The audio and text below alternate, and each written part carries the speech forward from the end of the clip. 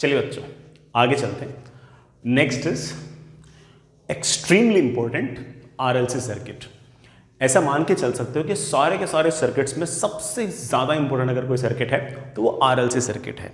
ये मान के चलना है कि जब भी हमें कभी रिवीजन करना पड़ा तो हम सिर्फ और सिर्फ आरएलसी सर्किट पढ़ के पूरे के पूरे अल्टरनेटिंग करंट चैप्टर को रिवाइज कर लेंगे। बहुत है। इससे पहले वाले 6 सर्किट पे सवाल आते हैं, मानता हूँ, बट वो हमने अधिकतर इसलिए पढ़े थे क्योंकि हम आरएलसी सर्किट पढ़ सकें। कभी न कभी सर्किट में सिर्फ रेजिस्टेंस था, कभी न कभी सिर्फ इंडक्टर था, कभी न कभी सिर्फ कैपेसिटर था, कभी न कभी उनमें से किसी दो के कॉम्बिनेशन भी थे।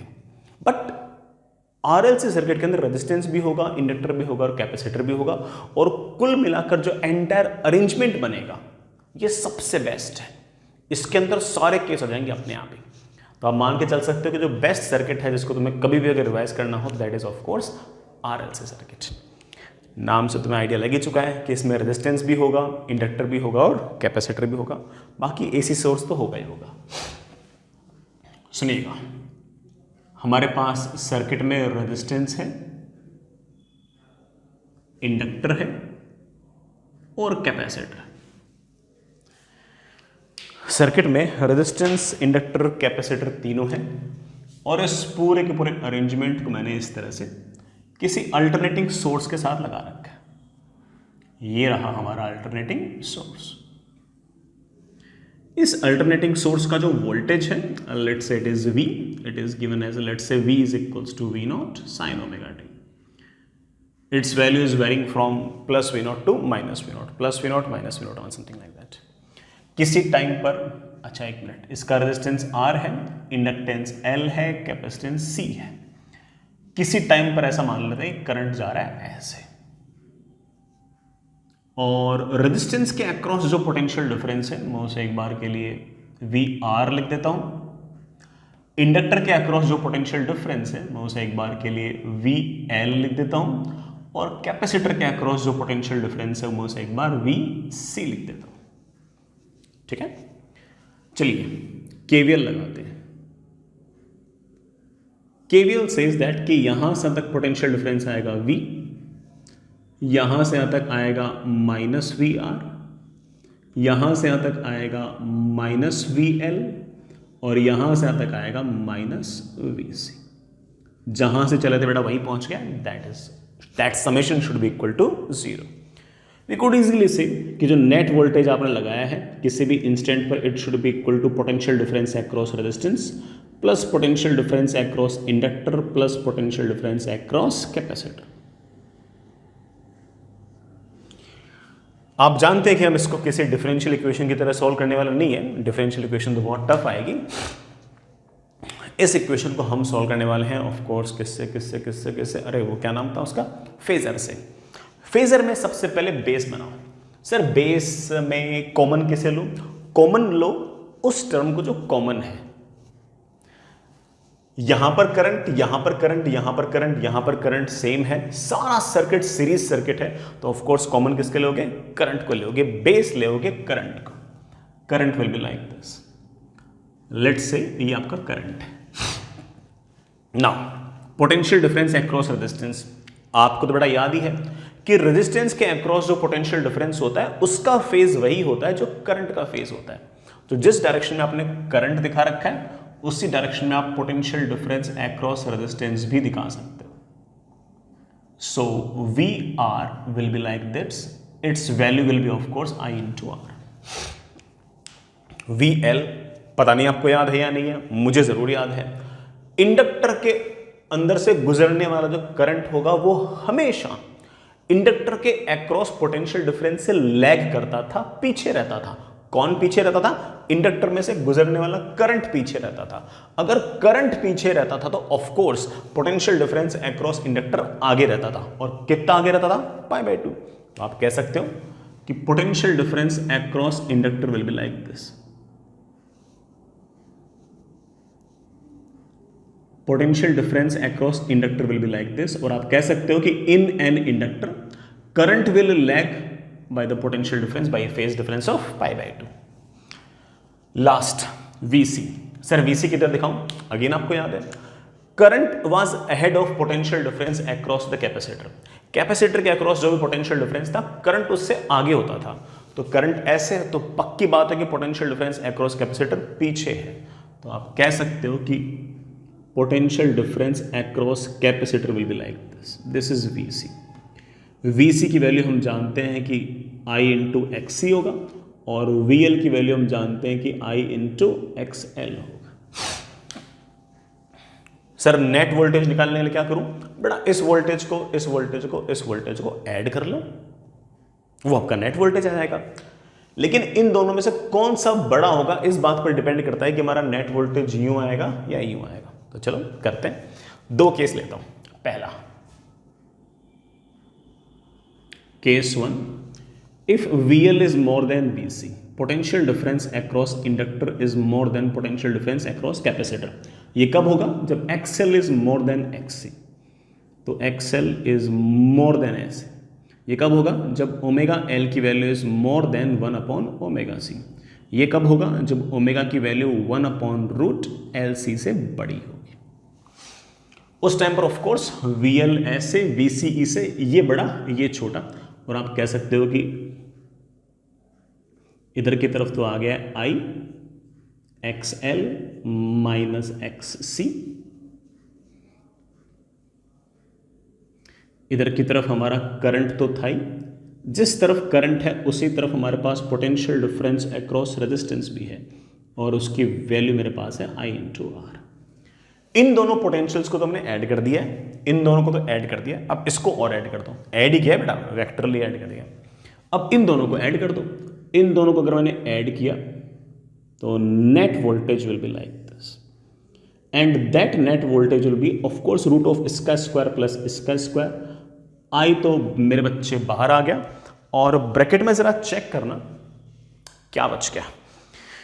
मेरे ख्याल से ब्रैकेट में मेरे पास बच गया root of XL minus XC का whole square plus R square. ये आपका नेट वोल्टेज है, वो जो आपने एक्चुअली में लगा रखा है। और आप देख पा रहे हैं कि ना हमारा जो करंट है ना वो इस एक्चुअल वोल्टेज से पीछे है। जितना पीछे है इस एंगल को हम शायद पावर फैक्टर एंगल भी कहा करते थे। और करंट अगर पीछे, इस तरह के सर्किट का मैं एक नाम भी निकाला करते थे। अगर आपको नाम याद नहीं है तो मैं फिर से बोलता हूं कि these kind of circuits are known as inductive circuit. Inductive circuit वो हैं जिसमें XL की वैल्यू X से बड़ी है, ओमेगा की वैल्यू 1 अपॉन रूट LC से बड़ी है, और इस टाइम आपका जो करंट है वो आपके नेट वोल्टेज से लैग करेगा, पीछे रहेगा। यहां से दो चार अच्छी अच्छी रिजल्ट वाली बातें मेरे को नजर आ रही हैं। सबसे पहले मुझे नजर आ रहा है इंपीडेंस की वैल्यू। देखना बेटा, इंपीडेंस का क्या फॉर्मूला बन पा रहा है। Voltage is equals to current into something. Of course, this something must be having some unit of ohm, and we know who it is. It is our impedance. So you could say कि sir impedance is basically under root of XL minus XC का square plus R का square. यही नहीं, अगर आप मुझसे पूछो कि sir power factor angle theta कैसे निकालोगे, तो उसके लिए मैं दो बातें कहूँगा। एक तो tan theta. tan theta is of course perpendicular upon base. Perpendicular में है I into XL minus XC divide by base. Base is of course I into R। I से I आपका कैंसिल हो गया, ये आंसर आ गया। मैं अगर आपसे पूछूं कि पावर फैक्टर क्या है, पावर फैक्टर आपका cos थीटा होता है। cos theta is obviously base upon hypotenuse. Base में आपके पास हो गया पोटेंशियल डिफरेंस अक्रॉस रेजिस्टेंस, और हाइपोटेनस में आपके आ गया आपके पास net potential. Potential difference across resistance is current into resistance, and net potential is of course current into Z।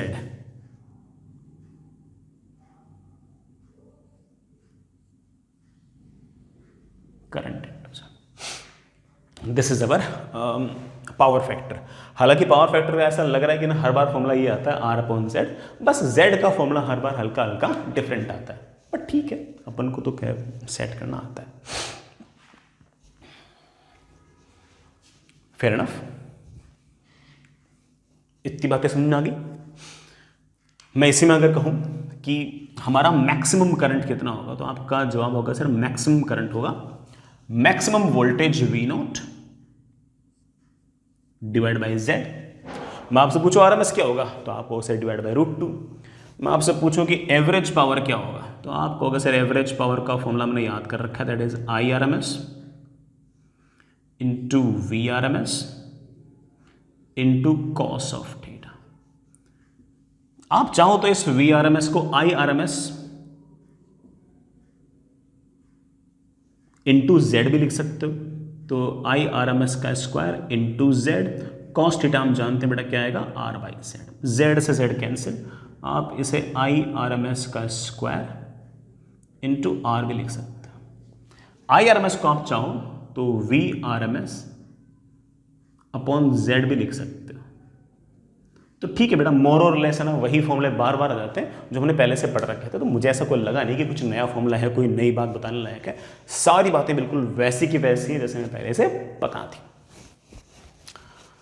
ठीक है, फिर भी अगर कोई बच्चा जिद कर ले कि sir potential difference across conductor वगैरह सब लिखो, सॉरी पोटेंशियल डिफरेंस अक्रॉस क्या कहते हैं बेटा इंडक्टर सब लिखो, हम हर चीज़ लिख सकते हैं, हम हर चीज़ लिख सकते हैं। मैं ना उसे एज ए थ्योरी नहीं बता रहा, मैं उसे एज ए सवाल ही बताऊंगा। भाई मुझे नेट वोल्टेज दे दिया और करंट किस भी टाइम पे पूछ लिया, बता देंगे। जो वोल्टेज होगा उससे करंट हमारा पीछे होगा, है ना। पोटेंशियल डिफरेंस अक्रॉस रेजिस्टेंस पूछेंगे किसी भी टाइम पे, वो भी हम बता देंगे, सब बता देंगे। हमने पहले से भी सीख रखे, फिर से सवाल के थ्रू सीख भी लेंगे, है ना। कोई ऐसे खास चिंता वाली बात नहीं है। आगे चले, चलिए बच्चों, ये था हमारा इंडक्टिव सर्किट जिसमें हमारा एक्सेल जो था वो बड़ा था और एक्सी हमारा छोटा था। इसका दूसरा केस देखते हैं। Next is case 2। केस 2 में हमारा VC बड़ा है और VL छोटा है। VC बड़ा है, VL छोटा है, इसका मतलब XC बड़ा है, XL छोटा है। इसका मतलब 1/ωc बड़ा है और ωL छोटा है। इसका मतलब omega is less than 1/√LC। और अगर ऐसा होगा तो ये VC बड़ा होगा और VL छोटा होगा। तो इन दोनों का जो रिजल्टेंट आएगा, भाई मुझे तो तीनों वोल्टेज जोड़ने हैं, VR VL VC, VR VL VC, इन तीनों को जोड़ना है। पहले इन दोनों को जोड़ लेते हैं। ये छोटा है, ये बड़ा है, तो इन दोनों का रिजल्टेंट आएगा नीचे की तरफ। तो मेरा फेजर डायग्राम ऐसा होगा कि करंट तो इस तरफ है ही, VR तो इस तरफ है ही, VR की वैल्यू कितनी आ रही है, I इंटू R। इन दोनों का जो सम होगा वो ऑफ कोर्स नीचे की तरफ होगा और उसकी वैल्यू होगी I into XC minus XL। अब इन दोनों को जोड़ लो। इन दोनों को अगर मैं जोड़ूंगा तो मेरा जो नेट वोल्टेज है वो ऐसे आ जाएगा, that is under root of इसका स्क्वायर प्लस इसका स्क्वायर। I तो बाहर आ गया, ब्रैकेट में मेरे पास आ गया root of XC minus XL का स्क्वायर प्लस R स्क्वायर। ये आ गया हमारा नेट वोल्टेज। इस बार हमारा जो करंट है ना वो वोल्टेज से आगे है। ये वोल्टेज थोड़ा वही है जो आपने एक्चुअली में लगा रखा था, और हमारा जो करंट आया है ना वो हमारे इस एक्चुअल वोल्टेज से आगे है कुछ angle. These kind of circuits in which current is ahead of the applied voltage, these kind of circuits are known as your capacitive circuits.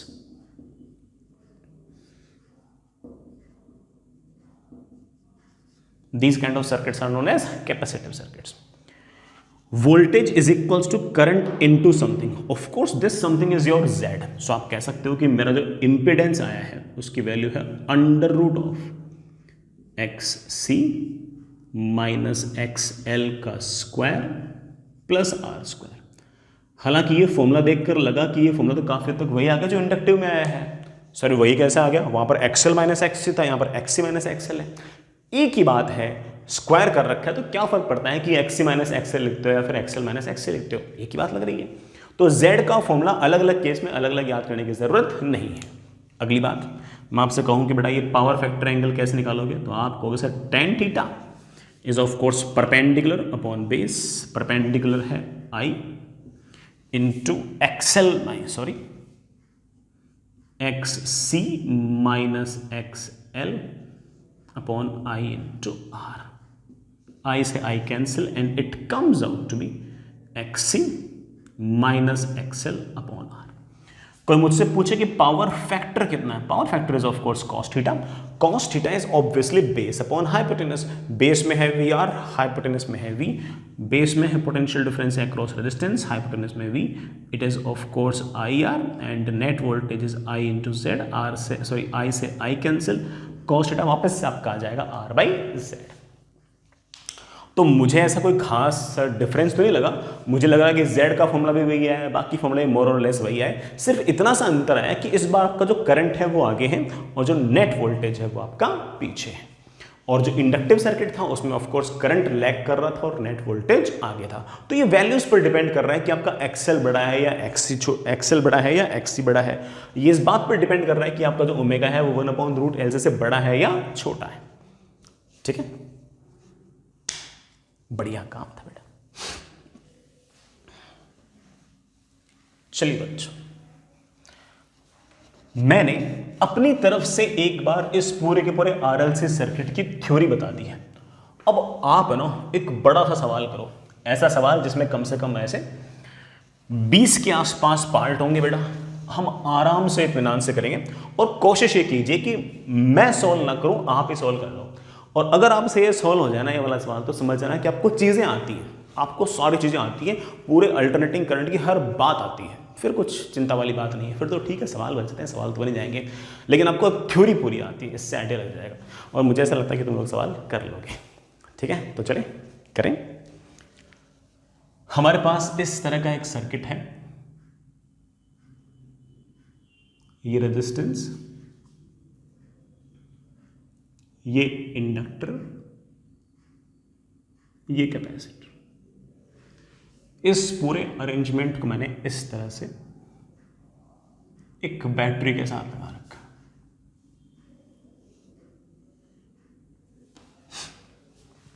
ठीक है, V is equals to 200 sine 100/t। Fair enough. इसके inductance की बेटा value इस तरह से,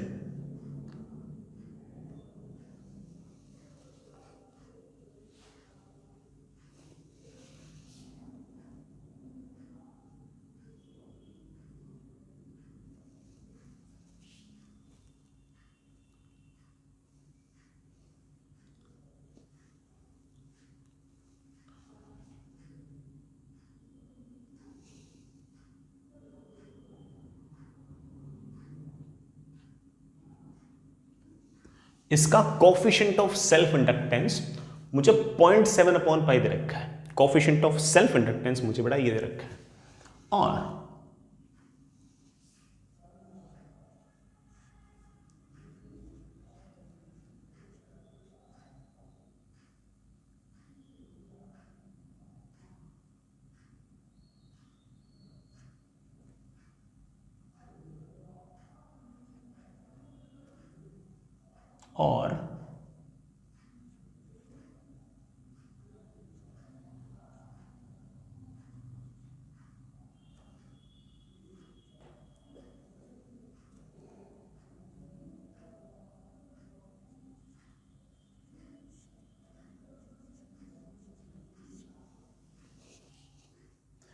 मुझे capacitance की जो वैल्यू है वो दे रखी है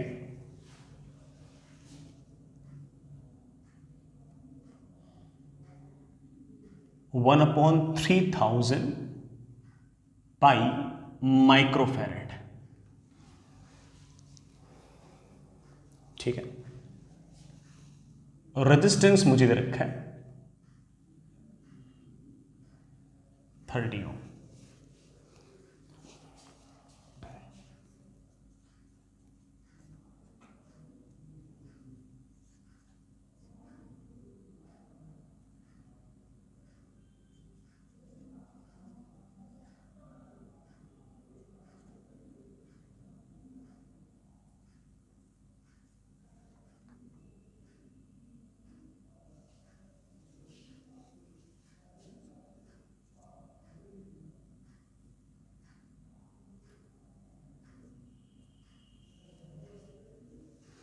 इसे बेटा एक काम करना, 1/3 लिखना।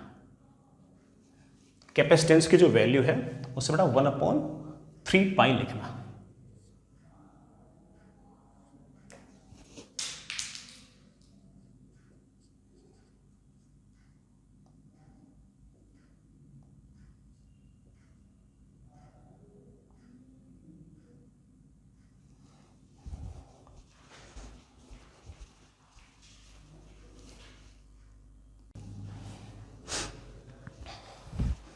हम एक बढ़िया सा सवाल करते हैं आरएलसी सर्किट का, और उसी बहाने कोई थ्योरी में कोई बात रह गई हो, मैंने फॉर्मूला ना लिखाया हो, वो भी निपट जाएगा।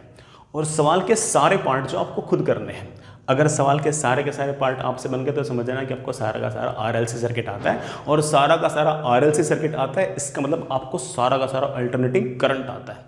सवाल मैं सीक्वेंस में लिखाऊंगा, जिससे आपको कोई ऐसा न लगे ये आउट ऑफ द ब्लू क्या पूछ लिया। तो सारे सवाल सीक्वेंस में होंगे कि आप बिल्कुल परेशान ना हो। तो चलिए करते हैं।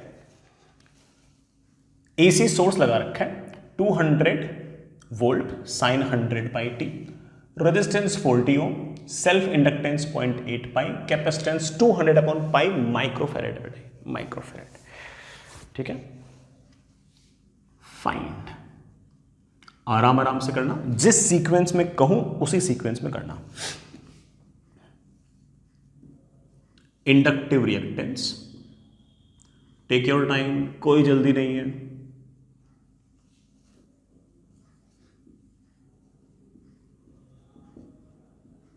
Capacitive reactance. तीसरा सवाल ये बताओ कि ये सर्किट जो है ये इंडक्टिव है या कैपेसिटिव है। फोर्थ ये बताइए कि इंपिडेंस क्या है, मतलब कितना है। पहले 4 करते हैं फिर आगे करते हैं। Inductive reactance of course inductor का होगा, its value X L is always equals to omega into L. Omega है 100 एल की वैल्यू है 0.8/पाई, पाई से pi cancel, of course it is 80 ohms. लिख भी देता हूं यहां पर एक्सएल की जो वैल्यू है वो 80 ओम्स आ गई है। बड़ा ओम्स आती याद था ना आपको। Capacitive reactance is X C, its value is 1/ओमेगा सी, दैट इज 1/ओमेगा। What's the value of omega? Omega is of course 100 pi. What is the value of C? C is of course 200/पाई। बड़ा microfarad है तो 10⁻⁻6, ऊपर जाएगा तो 10⁻6। पाई से पाई निपटा, 1 2 3 4 0 तो बड़ा कैंसिल ही हो गए। ठीक है, 100/2 आई थिंक बड़ा 50 ओम आ गया। एक्स सी की जो वैल्यू है वो हमारे पास आ गई 50 ओम। पूछा है कि सर्किट इंडक्टिव है या कैपेसिटिव है। हम समझ गए कि इस बार हमारा एक्सएल बड़ा है और एक्स से छोटा है। एक्सएल बड़ा है और एक्स से छोटा है, इसका मतलब हमारा सर्किट इंडक्टिव है। याद रखना कि अगर सर्किट इंडक्टिव है तो जरूर करंट लैग करेगा, वोल्टेज आगे रहेगा। याद तो ना तुम लोगों को, करंट लैग करेगा। बाकी हम फेजर बनाएंगे तो और आइडिया लग जाएगा। लास्ट मतलब इन 4 सवालों में लास्ट पूछा है कि इंपिडेंस कितना होगा। वैसे तो फॉर्मूला भी हम लोगों को याद है कि that is Z is equals to √r² plus X L minus X C का स्क्वायर। नीचे एक्सएल माइनस एक्ससी लिखो चाहे एक्ससी माइनस एक्सएल लिखो, कोई फर्क नहीं पड़ता। तो हमारे पास आ गया दैट इज √, बड़ा आर कितना है 40 का स्क्वायर, सॉरी आर है 40 plus X L minus एक्ससी that is 80 minus 50 कितना हो गया 30 का स्क्वायर। आई थिंक ये मेरे पास 50 ओम आ गया इंपिडेंस की वैल्यू। तो हमारे पास जेड की वैल्यू आ गई है 50 ओम। बढ़िया है। चलिए बच्चों, मुझे जगह चाहिए थोड़ी सी, इसलिए मैं सारे के सारे सवाल मिटा रहा हूं। बहुत सारे पार्ट पूछ रहे हैं यार मेरे को सवाल। ठीक है, पूछो। चलिए, कितने 4 हो गए थे क्या? 5वां।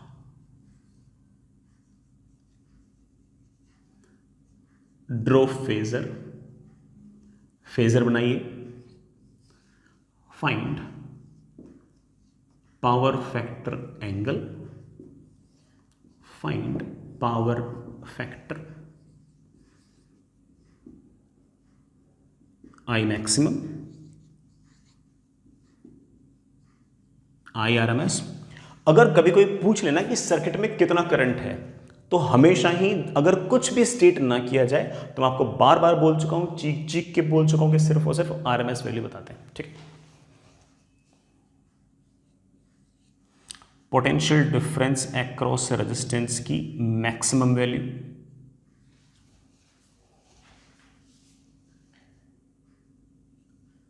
पोटेंशियल डिफरेंस अक्रॉस इंडक्टर की maximum value, potential difference across capacitor की मैक्सिमम वैल्यू।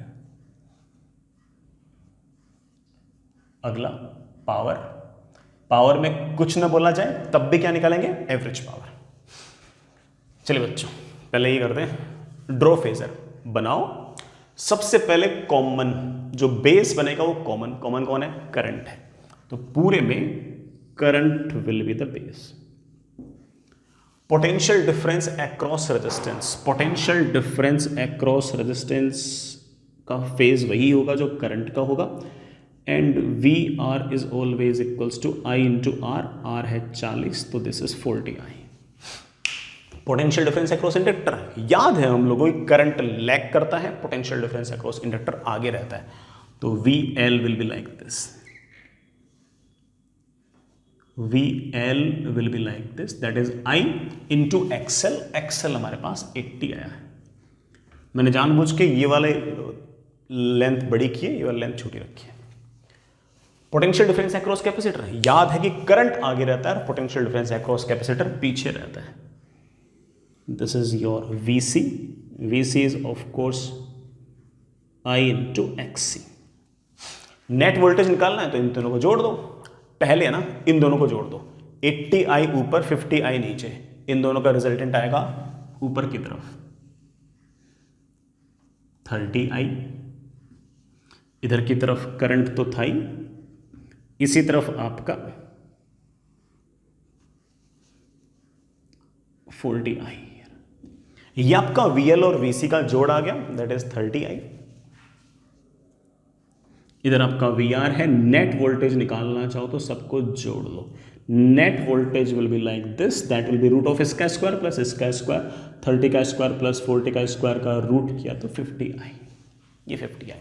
करंट हमारा ऐसे है, ये नेट वोल्टेज है, नेट वोल्टेज से करंट पीछे है, पीछे तो होना ही था क्योंकि हमारा जो सर्किट है वो कैसा है, इंडक्टिव है, इंडक्टिव सर्किट में हमारा करंट तो पीछे रहना ही था। ठीक है बच्चों, अच्छी बात है, हमने फेजर ड्रॉ कर लिया है। Voltage is equals to current into something, this something is our Z, हम पहले भी निकाल चुके हैं कि Z की वैल्यू तो 50 ही आएगी। Next is power factor angle, बड़े आराम से निकाल लेंगे। अगर मुझे ये वाला एंगल निकालना है थीटा, तो मैं कह सकता हूं कि tan theta is perpendicular upon base, ये है 30I, ये है 30I, ये है 40I, तो tan theta is of course 30I upon 40I। इससे हमारे पास थीटा की वैल्यू आ गई है 37 डिग्री। कोई मुझसे पूछे पावर फैक्टर क्या होगा, that is cos theta, that is of course cos 37। चाहो तो ढंग से भी लिख सकते हो, बड़ा कॉस 37 वैसे याद रहता है कि 4/5 होता है, but cos theta is of course base upon hypotenuse, base है 40I, हाइपोटेनस है 50I, that is 40I upon 50I, I से I कैंसिल, 4/5 आना ही था। What is the value of Imax? Imax is of course Vmax upon Z. But what is the value of Z? Z was 50 ohm. It comes out to be 4 ampere. What is IRMS? IRMS is 4 upon root 2 ampere. That is 2 root 2 ampere. What is potential difference across resistance की maximum value? Resistance के across potential difference maximum कितना होगा, तो आप बोलोगे sir सीधी सी बात है कि that must be equals to I max into R. I max तो है 4 एम्पियर और आर कितना बेटा कहाँ गया, आर तो 40 दे रखा है, that comes out to be 160 volts. What is potential difference across inductor maximum value, that is of course I max into inductor के अक्रॉस रेजिस्टेंस। बेटा इंडक्टर के अक्रॉस रेजिस्टेंस नहीं होता है, इंडक्टर के अक्रॉस क्या होता है, reactance, inductive reactance. I max है हमारे पास 4 एम्पियर और एक्सएल हमें दे रखा है शायद 80 ओम्स, दे क्या रखा हमने निकाला है, this comes out with 320 volts. Potential difference across capacitor की मैक्सिमम वैल्यू क्या होगी, इस कैपेसिटर के अक्रॉस मैक्सिमम पोटेंशियल डिफरेंस आएगा maximum current into reactance across capacitance, that is X C, that is 4 ampere into XC. X is of course this is 200 volts. Average power, कितने सारे फॉर्मूले याद करा रखें, कोई से लगा दें, IRMS into VRMS into cos theta. IRMS है 2√2, VRMS मैक्सिमम वोल्टेज है 200, तो VRMS है 200/√2 into power factor is cos theta is 4/5, √2 cancel, 4 चौक 16 320, this is 320 watt, unit is of course बेटा वाट, ठीक है। IRMS का स्क्वायर इंटू आर करते बेटा तब भी वही आंसर आता, IRMS का स्क्वायर इंटू आर करते तब भी बड़ा वही आंसर आता, याद करो IRMS का स्क्वायर इंटू आर कर लो वही आंसर आएगा। IRMS कितना है 2√2 का स्क्वायर कितना हो गया 4 इंटू आर कितना है 40, वही आंसर वापस से आएगा 320 वाट, ठीक है। चलिए बच्चों आगे चलते हैं, नेक्स्ट मुझे जगह चाहिए इसलिए ये सारे के सारे पार्ट में मिटा रहा हूं, आप बेटा साथ साथ लिखते रहना, मैं तो बड़ा वैल्यूज ऐसे ही एडजस्ट कर रहा हूं। अच्छा मैं वापस से याद करता हूं, हमारा जो नेट वोल्टेज था वो शायद ऐसे आया था, हमारा नेट वोल्टेज ऐसे आया था और उसकी वैल्यू 50 आई थी और ये वाला जो एंगल है ये मेरे पास 37 डिग्री आया था, ऐसे आया था ना। Question number 15, find current at any time t, potential difference across resistance at any time t, potential difference across inductor at any time t, potential difference across capacitor eight any time t, किसी भी time t पर current, किसी भी time t पर resistance के across potential difference, किसी भी time t पर इंडक्टर के अक्रॉस पोटेंशियल डिफरेंस और किसी भी टाइम t पर कैपेसिटर के अक्रॉस पोटेंशियल डिफरेंस कितना होगा, वो एक्सप्रेशंस लिखने हैं। लिखते हैं पहले करंट की मैक्सिमम वैल्यू हम जानते हैं दैट इज 4 एम्पियर, तो किसी भी टाइम पर करंट होगा 4 एम्पियर sin 100πt। नहीं बेटा ये जो 100πt है ये फेज तो अप्लाइड वोल्टेज का है, हमारा जो करंट है वो तो उससे पीछे है, कितना पीछे है 37 डिग्री, तो आप लिख देना -37 डिग्री, आ गया आंसर। किसी भी टाइम t पर रेजिस्टेंस के अक्रॉस पोटेंशियल डिफरेंस क्या है, ये है अपना रेजिस्टेंस के अक्रॉस पोटेंशियल डिफरेंस। रेजिस्टेंस के अक्रॉस पोटेंशियल डिफरेंस की जो मैक्सिमम वैल्यू आई थी वो हमारे पास बड़ा मेरे ख्याल से 160 वोल्ट आई थी, ठीक है 160 वोल्ट sin 100πt। अरे भाई sin 100πt ये तो किसका फेज है, अप्लाइड वोल्टेज का है, अप्लाइड वोल्टेज ऐसे है और रेजिस्टेंस जो है उसके अक्रॉस पोटेंशियल डिफरेंस जो है वो अप्लाइड वोल्टेज से पीछे है, कितना पीछे है 37 degree, so you could say कि दैट इज दिस -37 डिग्री। इन दोनों में तुम जानते हो बेटा सेम फेज रहेगा, बल्कि इसको तुम सीधा ही R से मल्टीप्लाई करोगे तो पोटेंशियल डिफरेंस अक्रॉस रेजिस्टेंस हो जाएगा, कोई फेज वेज चेंज करने की जरूरत नहीं है क्योंकि रेजिस्टेंस और रेजिस्टेंस के अक्रॉस जो पोटेंशियल डिफरेंस है दोनों सेम फेज में होते हैं, तो इसका सीधा ही बेटा तुम अगर मान लो 40 से मल्टीप्लाई करते हो तो यही आंसर आता है। ये वोल्ट लिखा हो बेटा, ये जो V लिखा हुआ ना it is the unit volts, ठीक है। What is potential difference across inductor at any time T, किसी भी टाइम टी पर इंडक्टर के अक्रॉस पोटेंशियल डिफरेंस क्या होगा। इंडक्टर के अक्रॉस मैक्सिमम पोटेंशियल डिफरेंस है 320 volt sign 100 pi T. Maximum potential difference तो 320 वोल्ट है। फेज का क्या करें, तो आप कहोगे सर ये रहा नेट वोल्टेज और इंडक्टर के अक्रॉस जो पोटेंशियल है वो तो उससे आगे है, वो भी कितना आगे है, ये एंगल कितना 53, तो साइन 100 पाई टी प्लस 53 लिख सकता हूं मैं इसे, प्लस 53 लिख सकता हूं, आसान। पोटेंशियल डिफरेंस अक्रॉस कैपेसिटर की मैक्सिमम वैल्यू मेरे ख्याल से कितनी 200 वोल्ट 200 वोल्ट तो मैक्सिमम थी, sine of 100 pi t. Again बच्चों 100 pi t is the phase of the applied voltage. This हमारा जो कैपेसिटर है वो तो उसके अक्रॉस पोटेंशियल डिफरेंस तो इससे पीछे है, कितना पीछे है 37 डिग्री है और 90 है, तो माइनस 127 डिग्री। आप इसको थोड़ा ट्रिग्नोमेट्री में और सेट करना चाहो कर सकते हो, बाकी मेरी तरफ से तो ये आंसर है। बढ़िया, चलो अगला सवाल, इसी का पार्ट है, नया सवाल नहीं, इसी का पार्ट है। ये मान के चलना कि जो सवाल हम कर रहे थे वही है। हमने इस पूरे के पूरे अरेंजमेंट के अंदर कुछ इंस्ट्रूमेंट्स लगाए हैं और वो जो इंस्ट्रूमेंट्स हैं सारे के सारे आइडियल हैं, सारे के सारे आइडियल हैं।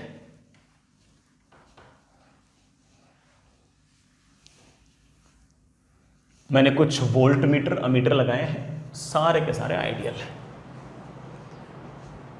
मैंने यहां पर आइडियल अमीटर लगाया है, यहां पर आइडियल वोल्ट मीटर लगाया है V1,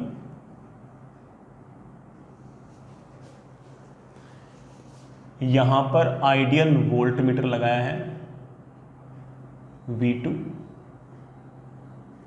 और यहां पर आइडियल वोल्ट मीटर लगाया है V3। Find their readings.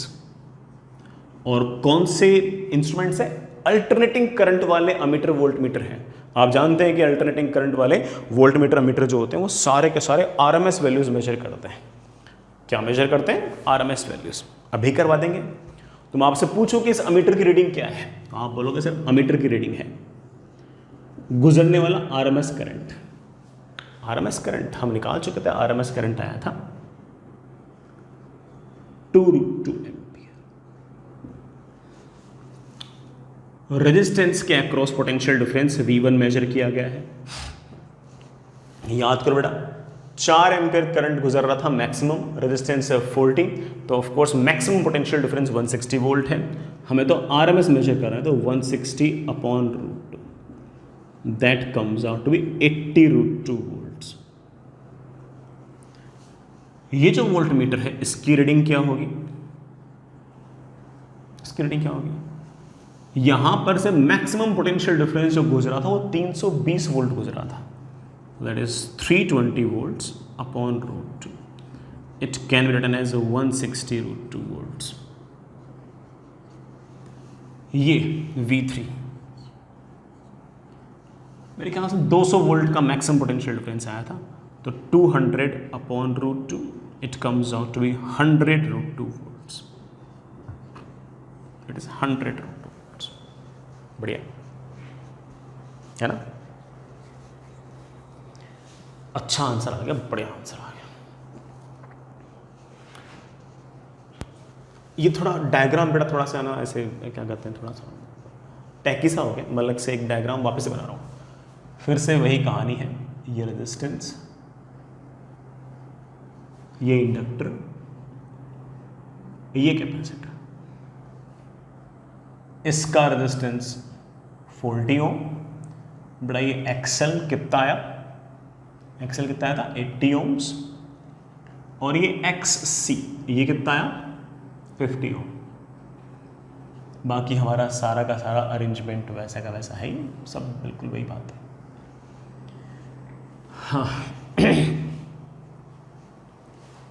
मैंने एक वोल्टमीटर, आइडियल वोल्टमीटर ऐसे लगा दिया, मैं इसको V4 लिख रहा हूं, V4 लिख रहा हूं। V4 की रीडिंग बताओ, ये जो फोर्थ वोल्टमीटर है इसकी रीडिंग बताओ, बताएंगे। फोर्थ वोल्टमीटर, बेटा सारे वोल्टमीटर आइडियल हैं, इसकी रीडिंग बताओ। इसकी रीडिंग बताने के लिए ऐसा नहीं कि इसके आरएमएस की वैल्यू इसके आरएमएस की वैल्यू ऐड कर दी, नहीं नहीं नहीं नहीं, ऐसे आरएमएस ऐड थोड़ी होते हैं, है ना, ऐसे आरएमएस ऐड थोड़ी होते हैं। किसी भी इंस्टेंट पर इसके अक्रॉस पोटेंशियल डिफरेंस प्लस इसके across potential difference will be equal to यहां से तक पोटेंशियल डिफरेंस, ये बात सही है, लेकिन ऐसा नहीं कि आरएमएस भी ऐड कर दिया, किसी भी टाइम पर पोटेंशियल डिफरेंसेस ऐड कर सकते हो, आरएमएस वैल्यू थोड़ी ऐड कर सकते हो। तो सर यहां से तक का पोटेंशियल डिफरेंस कैसे आएगा? यहां से यहां तक का पोटेंशियल डिफरेंस, ऑफ कोर्स मुझे आरएमएस मेजर करना है, तो आप कह सकते हो कि that will be I RMS multiplied by यहां से यहां तक का जेड। बेटा यहां से तक के z को मैंने जानबूझ के z डैश लिख दिया है, क्योंकि z तो मैंने यहां से तक के पूरे का लिख दिया था ना, इसलिए IRMS मुझे पता है कि कितना आया था, 2√2 एम्पियर मल्टीप्लाइड बाय यहां से यहां तक का z। यार यहां से तक का z, हाँ यहां से तक क्या था, यहां से यहां तक के लिए ये जो सर्किट है ये तो सिंपल LR सर्किट है, और LR सर्किट का जो Z होता है उसका फॉर्मूला हमें पता है, that is √R² plus XL का square, that is 2√2 ampere into √R है बेटा 40 का स्क्वायर प्लस 80 का स्क्वायर, दैट इज 2√2 बेटा 40 बाहर निकाल,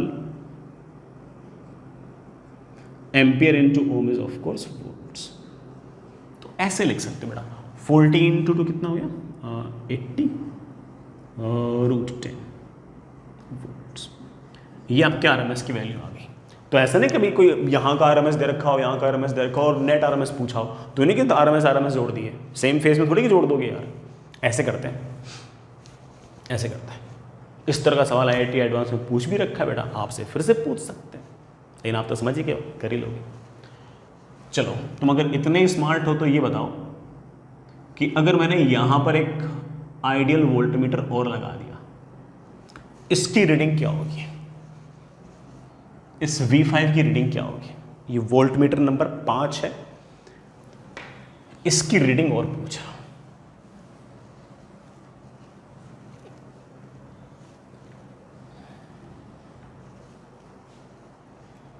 चलिए V5 की अगर आपको रीडिंग निकालनी है तो दैट इज यहां से यहां तक का जो पोटेंशियल डिफरेंस है उसके आरएमएस वैल्यू। सर कैसे निकलेगी? ऑफ कोर्स ये निकलेगी आरएमएस वाला करंट मल्टीप्लाइड बाय यहां से तक का Z। बेटा यहां से तक के Z को मैंने Z डबल डैश लिख दिया है, IRMS तो जो आएगा सो आएगा, यहां से यहां तक का Z, ये तो LC सर्किट है, इंडक्टर है और कैपेसिटर है, दोनों आउट ऑफ फेज होते हैं, दोनों के पाई का फेज डिफरेंस होता है। ये Z मैंने आप लोगों को पहले से याद करा रखा है कि जब इस तरह से इंडक्टर और कैपेसिटर दोनों इस तरह से सीरीज में लगे हो तो Z की वैल्यू मैंने मेरे बालकों को याद करा रखी है, mod of XL minus XC। क्या याद करा रखी है? Mod of XL minus XC करा रखी नहीं याद। आप कह सकते हो कि IRMS that is 2√2 ampere multiplied by mod of XL minus XC, 50 minus 80 या 80 minus 50 is 30 ohms, that is 60√2 ampere into ohm is of course volts. This is the reading of fifth ideal voltmeter. तो जब भी इस तरह से ideal voltmeter दे रखे हो, AC voltmeter दे रखे हो, तो आप RMS वैल्यूज निकाला करो, बड़े आराम से हमारा काम बन जाएगा, है ना, कोई बहुत बड़ा टफ टास्क इसमें है नहीं। और जब भी आपको अल्टरनेटिंग करंट के अंदर रिवीजन करना हो तो जैसे मैंने आपको बताया कि सिर्फ और सिर्फ RLC सर्किट का ही रिवीजन करें। RLC सर्किट में आ गया सब कुछ, जितना चाहिए ना वो सारी बातें आ गई, आपको कुछ और ख़ास इसमें पंचायत करने की ज़रूरत नहीं है। और बल्कि मैं तो ये कहूँगा कि तुम्हें कभी भी कोई सवाल भी रिवाइज करना हो ना तो ये कर लिया करो, इसमें बड़ा मेरे ख्याल से 20-22 पार्ट आगे होंगे, है ना, ये कर लो, बस हो गया सारा अल्टरनेटिंग करंट करके। बाकी तो थोड़ी बहुत इंफॉर्मेटिव बातें हैं, लेकिन लॉजिकल बातें तो सारे के सारे इसमें आएगी ना। कैसा सर्किट होगा, क्या होगा, क्या नहीं होगा, सब आ गया अपन को। कैसे फेजर बनाते हैं, क्या करते हैं, क्या नहीं करते, सब हो जाएगा हमसे। अगर एक बार हम लॉजिक समझ गए तो सवाल वाल हमारे लिए क्या है। ठीक है, आगे चलें। नेक्स्ट, मैं बड़ा वापस से आता हूँ अपने RLC सर्किट पर। हमारे पास रेजिस्टेंस है, इंडक्टर है, कैपेसिटर है।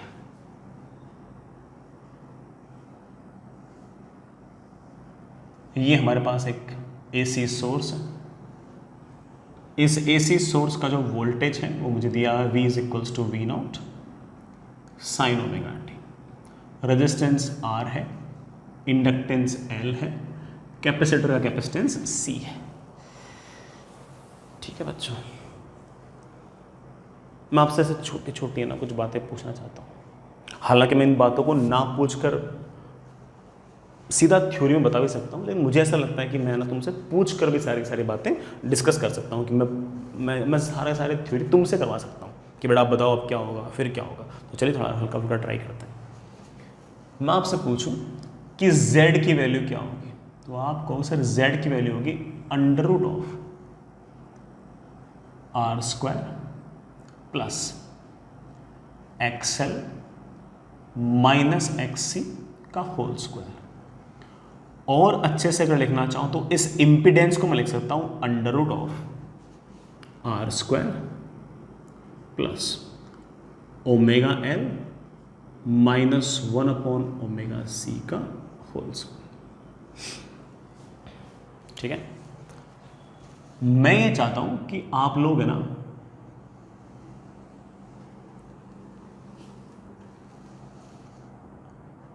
इंपिडेंस वर्सेस ओमेगा ग्राफ बनाओ, इंपिडेंस का और ओमेगा का ग्राफ बनाओ। अलग अलग ओमेगा के लिए इस सर्किट का अलग अलग क्या z आएगा वो चेक करो। अभी कर लेते हैं, कोई बहुत हाई फाई मैथमेटिक्स तो लग नहीं रही यार। सबसे पहली बात तो z की जो लीस्ट वैल्यू होगी ना, सबसे कम, वो r होगी। वो भी तब जब ओमेगा L की वैल्यू और 1/ωc की वैल्यू बराबर हो जाएगी, ये दोनों कैंसिल हो जाएंगे। अदरवाइज z की वैल्यू आप देख पा रहे हो r से तो बड़ी होगी। ठीक है, चलो सबसे पहले ओमेगा को मैंने 0 के आसपास मान लिया, 0 से थोड़ा सा ज़्यादा मान लिया। जैसे ही ओमेगा टेंडिंग टुवर्ड 0 हुआ, ये वाला टर्म तो 0, 1/0 क्या हो जाएगा, इनफाइनाइट। स्क्वायर करूंगा, भले माइनस लगाओ तो इनफाइनाइट बचेगा। तो ऑफ कोर्स आपका जो z होगा वो भी टेंडिंग टुवर्ड इनफाइनाइट। मतलब ओमेगा बहुत बहुत बहुत बहुत छोटा हुआ तो आपका z जो होगा वो ऑफ कोर्स इनफाइनाइट होगा। फिर जैसे जैसे मैं ओमेगा को बढ़ाऊंगा, ऑफ कोर्स ये वाली टर्म घटेगी, ये वाली टर्म घटेगी, तो z भी लगातार घटेगा। अच्छी बात है।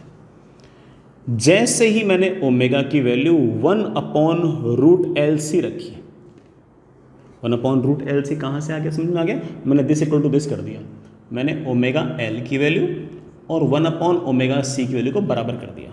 जैसे ओमेगा की वैल्यू 1/√LC के बराबर आए, ये वाली टर्म और ये वाली टर्म कैंसिल हो गए और z की लीस्ट वैल्यू पॉसिबल आ गई है, and this least value is of course r। Otherwise तो z की वैल्यू हमेशा r से बड़ी होगी कि r प्लस समथिंग, तो बड़ी आएगी ना। इस ओमेगा पर z की वैल्यू लीस्ट है। इस ओमेगा को हम रेजोनेंस एंगुलर फ्रीक्वेंसी भी कहेंगे। क्या कहेंगे बच्चों, लिख दूं यहीं पे, दिस इज रेजोनेंस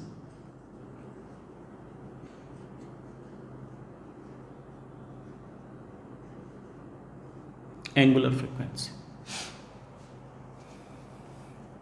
ठीक है, तो ओमेगा 0 है तो z इनफाइनाइट है। ओमेगा बढ़ाऊंगा बढ़ाऊंगा बढ़ाऊंगा बढ़ाऊंगा तो z घटेगा घटेगा घटेगा। जैसे ही ओमेगा की वैल्यू, ओमेगा रेजोनेंस मतलब 1/√LC के बराबर होगी, तब आपका z सबसे कम होगा। और जो सबसे कम z है वो बेटा कितना है, r। मैंने इसको एक नाम दे दिया, क्या नाम दे दिया, ओमेगा रेजोनेंस। उसके बाद अगर मैं ओमेगा को और बढ़ाऊंगा तो अब ये वाली टर्म बढ़ना स्टार्ट हो जाएगी, भले ये टर्म घटना स्टार्ट हो जाए, अब ये वाली टर्म बढ़ना स्टार्ट होगी, ये वाली टर्म बढ़ना स्टार्ट होगी तो z ऑफ कोर्स बढ़ना स्टार्ट होगा। अगर मैंने ओमेगा को बढ़ाते बढ़ाते बढ़ाते बहुत ज़्यादा कर दिया तो मानता हूँ कि ये वाली टर्म तो नहीं बढ़ गई, लेकिन ये वाली टर्म इन्फाइनाइट आ जाएगी। इन्फाइनाइट का स्क्वायर क्या आएगा, इन्फाइनाइट, उसका रूट करोगे तो z वापस से बेटा क्या आ जाएगा, इन्फाइनाइट।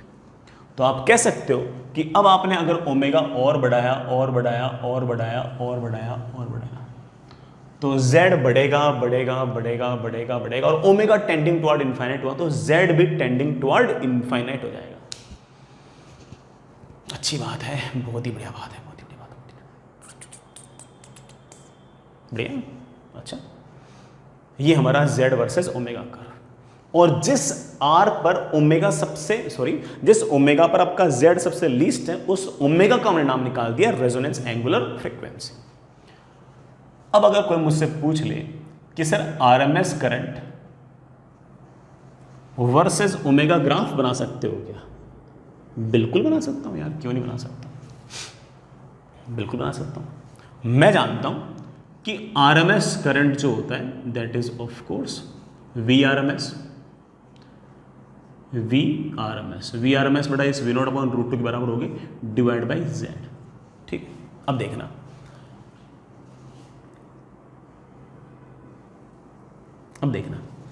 ओमेगा जब बहुत बहुत बहुत बहुत छोटा होगा तब आपका z टेंडिंग टुवर्ड इन्फिनिट होगा, z टेंडिंग टुवर्ड इन्फिनिट होगा तो करंट टेंडिंग टुवर्ड जीरो होगा, तो करंट आपका जीरो। जैसे जैसे आप ओमेगा बढ़ाओगे बढ़ाओगे बढ़ाओगे तो z घटेगा। अरे भाई बेटा z घटेगा तो ऑफ कोर्स आपका IRMS तो बढ़ेगा। तो आप कह सकते हो कि IRMS और ओमेगा का अगर कर्व निकालना है तो it will be like this. जैसे ही आपके ओमेगा की वैल्यू ओमेगा रेजोनेंस मतलब 1/√LC के बराबर होगी वैसे ही आपका Z लीस्ट हो जाएगा, और Z लीस्ट हो जाएगा तो करंट की वैल्यू सबसे ज्यादा आ जाएगी। ये जितने भी आपके RMS करंट की वैल्यूज हैं उनमें से सबसे ज्यादा वाला RMS है, और इसकी वैल्यू हम जानते बेटा क्या होगी, VRMS अपॉन Z। अरे भाई इस इंस्टेंट पर आपका जो Z है वो ZR है। Z कितना है इस इंस्टेंट पे, R। क्यों, क्योंकि XL और XC तो आपके कैंसिल हो गए थे इस ओमेगा में। इसके बाद अगर आप ओमेगा और बढ़ाओगे तो Z बढ़ेगा। अरे भाई Z बढ़ेगा तो करंट लगातार घटेगा, तो आप अगर ओमेगा और बढ़ाओगे और बढ़ाओगे और बढ़ाओगे तो बेटा आपका IRMS लगातार घटेगा घटेगा घटेगा, और ओमेगा टेंडिंग टुवर्ड इन्फिनिट किया तो आपका IRMS टेंडिंग टुवर्ड जीरो हो जाएगा। ये आ गया आपका IRMS वर्सेस ओमेगा। सबसे ज्यादा करंट कहां पर है, हाँ बोला sir omega is equals to 1/√LC पर हमारा करंट सबसे ज्यादा है, इसकी करंट की वैल्यू सबसे ज्यादा है।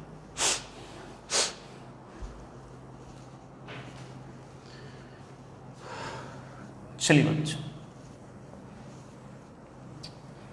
इस बात पर हल्की सी इसकी एक थ्योरी डेवलप करते हैं। हेडिंग लिखिए बच्चों, दैट इज रेजोनेंस। रेजोनेंस का मतलब होता है करंट होना, तालमेल बैठना। ठीक है, तो सुनिए बच्चों, आपके पास ये रेजिस्टेंस, ये इंडक्टर, ये कैपेसिटर, और इस पूरे अरेंजमेंट को मैंने किसी AC सोर्स के साथ लगा दिया ऐसे।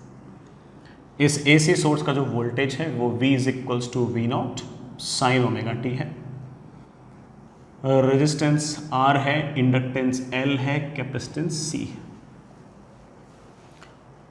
ठीक है बच्चों, अगर मैंने ओमेगा को वेरी किया और ओमेगा को वेरी करते करते करते मैं ओमेगा को ओमेगा रेजोनेंस पे ले आया, जैसे ओमेगा ओमेगा रेजोनेंस होगा मतलब 1/√LC होगा, वैसे ही आपका ओमेगा एल की वैल्यू और 1 अपॉन ओमेगा सी की वैल्यू बराबर हो जाएगी। मतलब आपका एक्सएल और एक्स सी की वैल्यू बराबर हो जाएगी। एक्सएल और एक्स सी की वैल्यू बराबर हो जाएगी, इसका मतलब वी एल और वी सी की वैल्यू बराबर हो जाएगी। सर ये वी एल और वी सी की वैल्यू बराबर हो गई, इस बात का क्या अर्थ है? इस बात का ये अर्थ है, सुनना,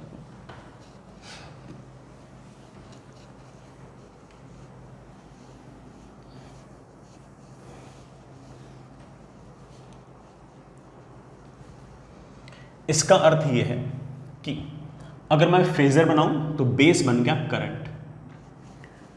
मैं जानता हूं कि यहां से तक का पोटेंशियल डिफरेंस वी आर है, ये वाला पोटेंशियल डिफरेंस वी एल है और ये वाला पोटेंशियल डिफरेंस वी सी है। वी नो दैट कि applied voltage should be equal to V R plus V L plus V C. जिस तरफ करंट है उसी तरफ हमारा वी आर आएगा।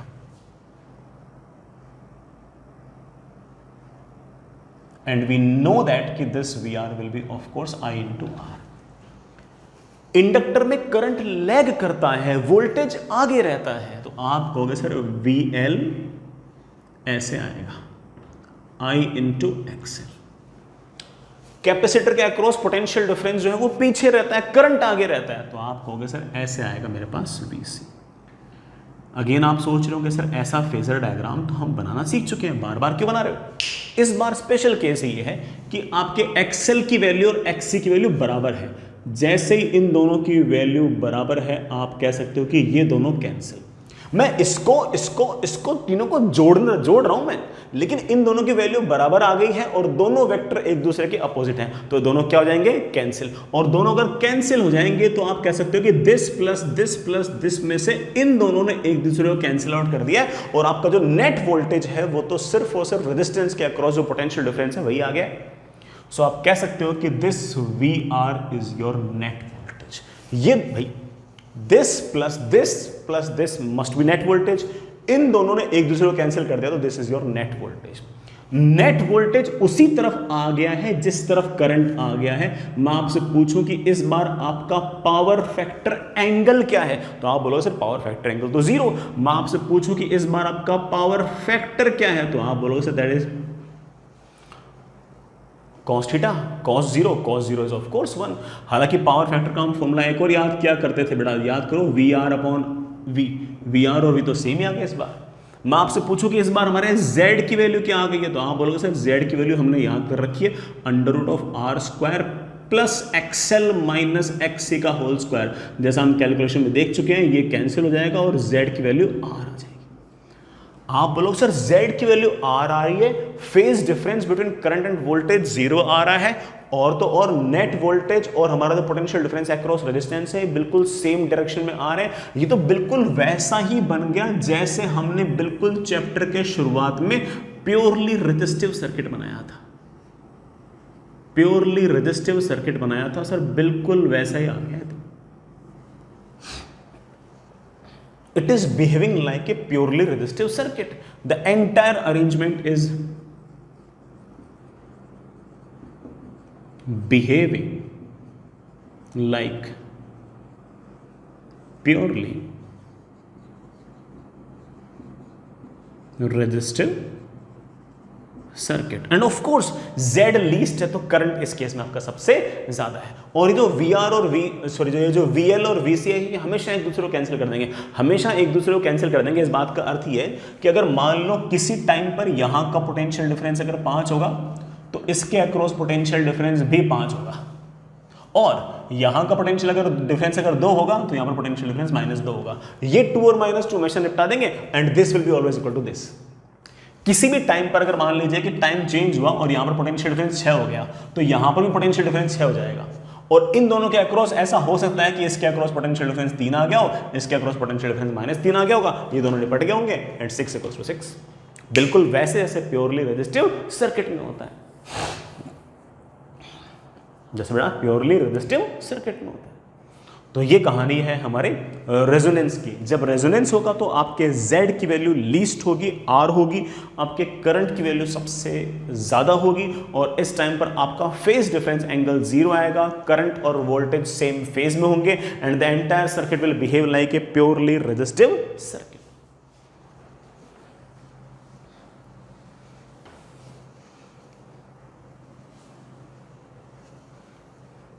अच्छी बात है बेटा, तो बहुत ही बढ़िया बात है।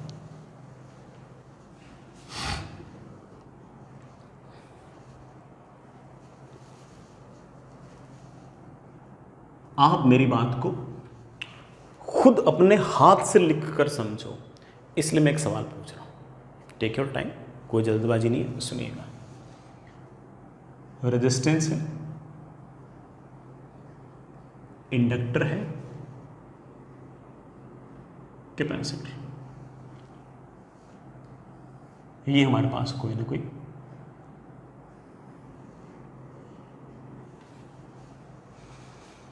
एसी सोर्स है। ये 200 वोल्ट का बड़ा पोटेंशियल डिफरेंस है,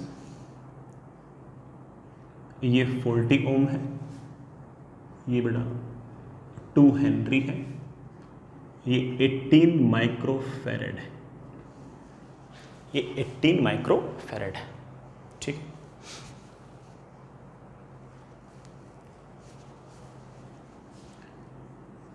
फाइंड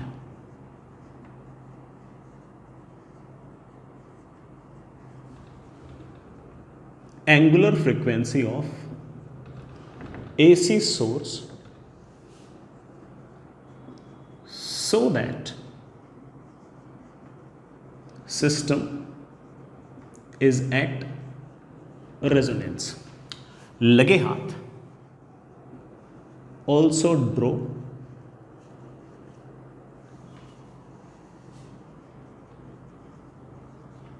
phasors. बड़ा जो फेज डायग्राम है, फेजर डायग्राम, वो भी बनाई दो। चलिए बेटा कीजिए वाला काम। एंगुलर फ्रीक्वेंसी कितनी होगी अभी करते हैं। ओमेगा पूछे तो omega is 1/√LC, 1/√L। L है हमारा 2, C है हमारा 18 × 10⁻⁻6। तो 10⁻⁶ का रूट ऊपर गया तो 10⁻3, 18 × 2 36/6। आई थिंक मेरे पास यहाँ आ गया 500/3 रेडियन पर second.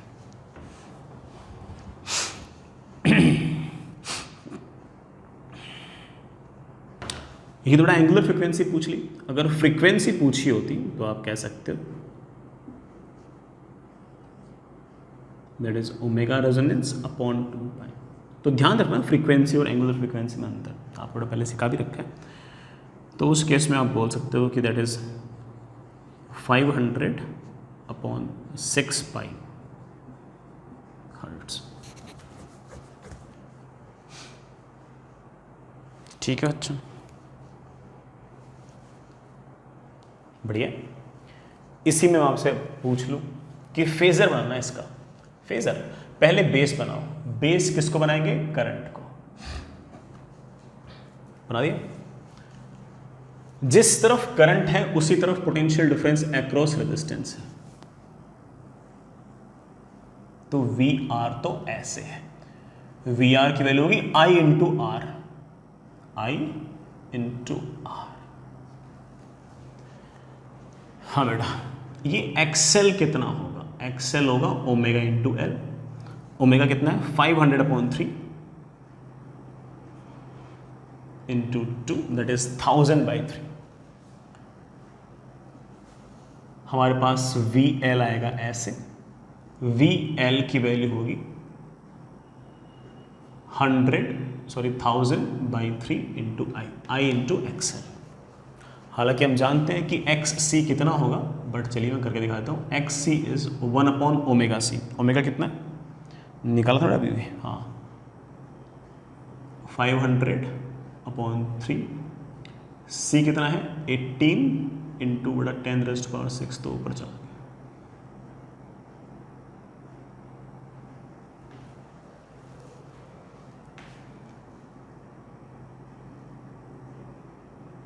That is 10⁻4 upon 5 into 6। ये 10 से 10 कैंसिल, दैट इज 1000/3। आना ही था, ये अगर 1000/3 तो ये भी तो कितना आएगा 1000/3, क्योंकि सिस्टम तो आपका रेजोनेंस पे। तो आपका VC आएगा ऐसे, that is I into XC। XC is of course 1000/3। Net voltage निकालना है तो this plus this plus this, ये दोनों एक दूसरे को कैंसिल कर देंगे, और जो VR है यही आपका नेट वोल्टेज है। Net voltage is equals to current into something, this something is of course your Z। Z की वैल्यू तो R के बराबर आनी थी, ये तुम्हारी एक्सपेक्टेशन भी थी, ये तुम्हारी एक्सपेक्टेशन थी बेटा। आसान सा सवाल था, कोई ऐसा बहुत भारी काम भी नहीं था। ठीक है, आगे चलिए बच्चा।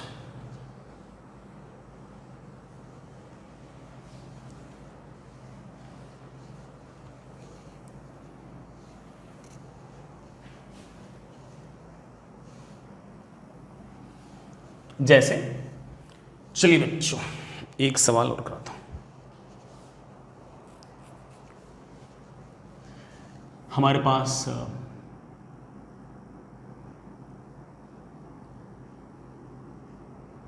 सॉरी यहां पर कैपेसिटर है।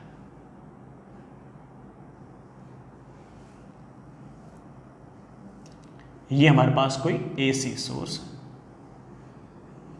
इस AC सोर्स का वोल्टेज मुझे दे रखा है, लेट्स से 300 वोल्ट्स, साइन ऑफ 100πt। ये जो रेजिस्टेंस है लेट्स से बड़ा दिस इज 60 ohms। ये जो XL है इसकी वैल्यू लेट्स से 50 ohms, और जो XC है इसकी वैल्यू भी 50 ohms। ये ओमेगा ऐसा है कि XL और XC दोनों बराबर आ गए। बराबर आ गया तो पक्की बात है कि हमारा सिस्टम रेजोनेंस में है। तो सवाल है बेटा, सॉरी, ड्रॉ फेजर। सबसे पहले तो फेजर बना लो एक बार, ठीक है। Find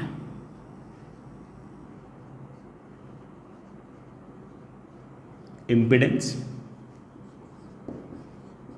power factor angle, power factor,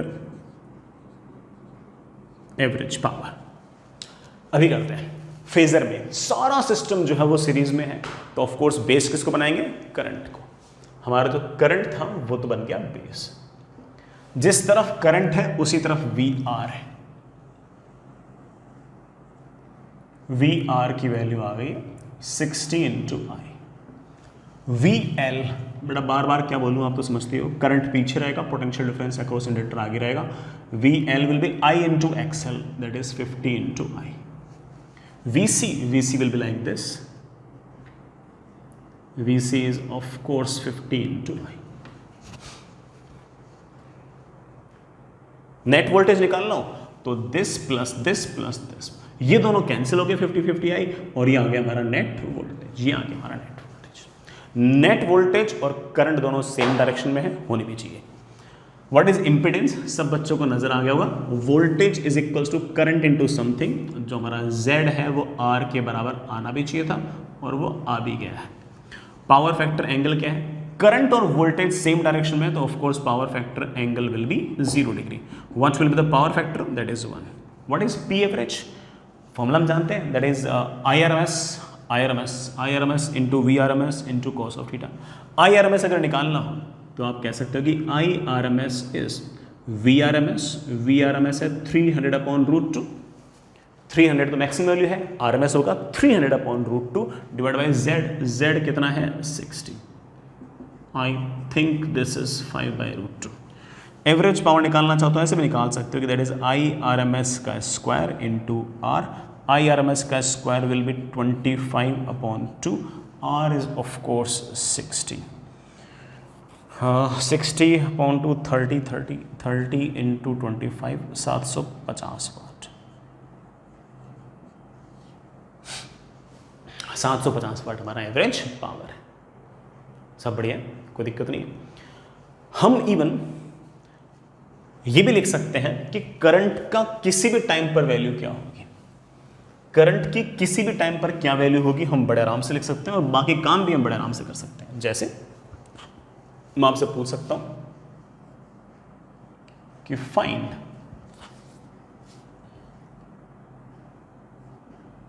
maximum value of current, maximum value of potential difference across inductor, maximum value of potential difference across capacitor. ये तीन काम करो। करंट की मैक्सिमम वैल्यू होगी वोल्टेज की maximum value upon Z, Z आया था 60, that is of course 5 ampere. Potential difference across inductor की मैक्सिमम वैल्यू होगी maximum current into XL, XL है आपका 50, that is 5 into 50, that comes out with 250 volts. Potential difference across capacitor की अगर maximum value निकालनी है तो आप बोलते ना कि that is I max into X सी।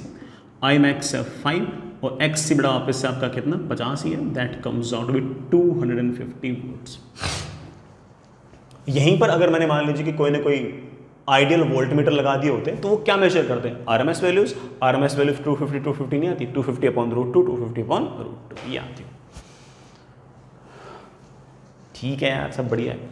मैं आपसे पूछूं कि किसी भी टाइम पर करंट क्या होगा, तो आपको सर किसी भी टाइम पर करंट होगा, करंट की maximum value 5 ampere into sine of 100 pi T. बस सर, बस क्यों बेटा? बस इसलिए क्योंकि इस बार आपका करंट और नेट वोल्टेज सेम डायरेक्शन में है, इस बार कोई फेज डिफरेंस नहीं है, तो जो वोल्टेज का फेज है वही आपके करंट का फेज है। कोई अगर मुझसे पूछ ले कि sir what is the potential difference across resistance at any time T, potential difference across resistance at any time T will be current at any time T into R. कोई phase वेज change करने की जरूरत तो है नहीं, क्योंकि current और पोटेंशियल डिफरेंस अक्रॉस रेजिस्टेंस तो सेम फेज में होते हैं। Current at any time T मुझे दे रखा है, इसको आर से मल्टीप्लाई करो तो मेरे पास आ गया that is 600 sine 100 pi T. अरे सर ये तो वही आंसर आ गया जो वोल्टेज अप्लाइड है, आना ही था। जो वोल्टेज अप्लाइड है उसके बराबर तो आना ही था, because this is always equal to this. ये दोनों हमेशा एक दूसरे को कैंसिल आउट करते रहेंगे। कोई मुझसे पूछ ले कि sir what is the potential difference across inductor at any time T, तो मैं कहूंगा पोटेंशियल डिफरेंस अक्रॉस इंडक्टर की मैक्सिमम वैल्यू मेरे पास है 250 volt sine of 100 pi T. अरे भाई साइन ऑफ 100 पाई टी तो नेट वोल्टेज है, इंडक्टर के पास तो पोटेंशियल जो है वो थोड़ा सा आगे है। कितना आगे है? 90 डिग्री आगे है, तो प्लस पाई बाई 2 लिख। What is the potential difference across capacitor at any time t, तो आप कह सकते हो कैपेसिटर के अक्रॉस पोटेंशियल डिफरेंस की मैक्सिमम वैल्यू मेरे पास है 250 volt into sine of 100 pi T. अरे भाई ये जो साइन 100 पाई टी है तो किसका फेज था? अप्लाइड वोल्टेज का था। कैपेसिटर के अक्रॉस तो पोटेंशियल डिफरेंस उससे 90 डिग्री पीछे है, तो आप बोलते ना sir that minus pi by 2। और आप इस बात को बड़े आराम से देख रहे हो, देख सकते हो कि किसी भी टाइम पर इन दोनों की वैल्यू में क्या अंतर होगा।